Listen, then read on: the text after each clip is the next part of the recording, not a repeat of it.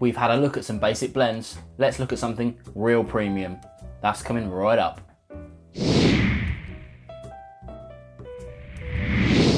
Hi there, welcome to Nonsense Whisky. My name's Vin PF, and if this is your first time on the channel, do consider subscribing. I put out content just like this every Thursday. This week, we're checking out something a little bit premium. It's the Johnnie Walker Blue Label. Now this thing sells for a horrendous amounts of money, in my opinion.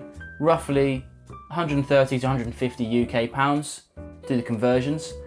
Johnnie Walker themselves obviously are a blending brand, starting at the red label, which I've covered recently, going through the black, the double black, things like that, the gold, the platinum, and finally meeting with the blue. So we've gone from the bottom straight to the top, skipping the rest. This is a sample kindly provided to me by a good whiskey pal of mine, Chris Allen, who has a YouTube channel that's been a bit inactive for a while. Hopefully a few more subscribers will get him to do some more stuff, so do check him out. I'll put a link in the description below. But let's check out this dram and see what the fuss is about. Why is it so premium? Why is it so expensive? And ultimately, is it worth it?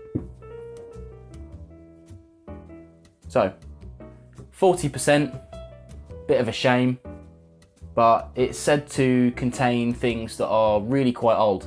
And one of the things, I'm not really sure I subscribe to this, but it said that only 1 in 10,000 casks from the Diageo group actually make it to the blue. Not sure about that, let's see. Okay, so obviously it's a no age statement, but it's a premium brand. It was initially introduced in 1992, so it's not been around that long in terms of Johnnie Walker branding, considering the red and the black been around since the early 1900s. But on the nose, I'm getting quite a lot of citrus. It's not overly sweet, but there is sweetness there. And if you really dig in deep, there's maybe some red berries there. I'm not talking like strawberry, raspberry kind of flavours, not sweet, but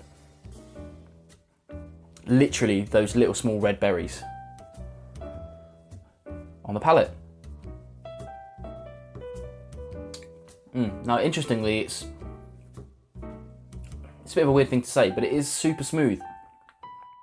You barely notice it's alcoholic, to be honest. It really could do with maybe 43, 46% to give it that extra little bit of kick, but maybe that's not the kind of point behind it, you know. It's super smooth, just like silk, flows over your tongue.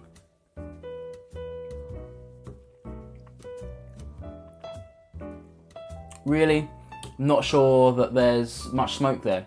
It's supposed to have a hint of smoke, but for me, if I tasted this blind, I'm pretty sure I wouldn't pick out that smoke. Maybe you need to have a bit more of a developed palate, but I mean, I get it now that I kind of know it's there, but without knowing, I'm not sure I would get it.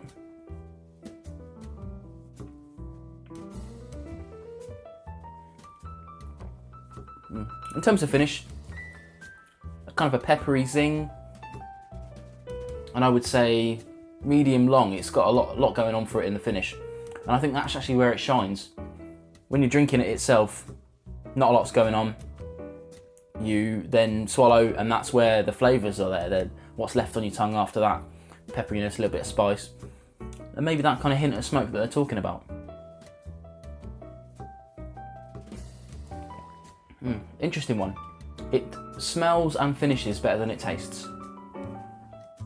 But the key question, £150, £130, £150 in the UK, very prevalent in airports, things like that. Is it worth it? I think we all know what I'm going to say next. No, definitely not. I am a big fan of anything under £50. That to me is my kind of cut-off. Anything less than that, it's just buy it. If it's crap and you don't like it, then no problem. £50 to £100 I will buy, and gladly, if it's amazing. But when you start pushing beyond that £100 mark, for me, you start entering into the realms of it's got to be like literally amazing. I know there are whiskies that go for thousands and 10,000s of pounds, but for an average whiskey drinker, which I am, not an expert in any way, shape or form, it's got to be bang for buck. you know. Average bottle of whiskey is what, 700ml in the UK, maybe 750 elsewhere. So you're gonna get maybe, if you're frugal with your pours, maybe 30 drinks out of it, if you're frugal, which I definitely am not, you know. I'm a 4-finger pourer, nah, definitely not, maybe not that much, maybe 2, but I'm not frugal with my pouring, so I get even less out of it. If I'm gonna spend £150 on a bottle of whiskey, it's gotta be comfortable sitting in the back of my cabinet for literally years. Just like one that I have got in my cabinet, which hopefully I'll have the balls to review next year, but I still haven't quite got there yet. For me, I think this is drastically overpriced. I would probably market, if they want to market a bit more than their next premium one, the platinum I think, or maybe the gold, I can't remember which way around they are. But I think it should be just a little bit more than that, not double. That's just me. I would much prefer to have the double black, which again, hopefully I will cover on the channel soon. There you go, that's Johnnie Walker Blue Label. I think we're all in agreement there. It's a bit too overpriced and maybe just goes to people who are walking through an airport, see a fancy thing with the silk inlay, you know, the box that it comes in, and go, that would make a nice expensive present for my whiskey loving friend. For me, obviously I'd be happy to receive a bottle, but would I buy one? No. There you have it. That brings us to the end of the episode. Don't forget to click on a few more of these videos and see what else is on the channel. Don't forget to subscribe while you're there. Put out content like this every Thursday, maybe a few little bonus episodes Mondays. And don't forget to like, comment, and engage with the people in the comments. There's a lot of lovely people there and they're all fantastic. Thanks for watching.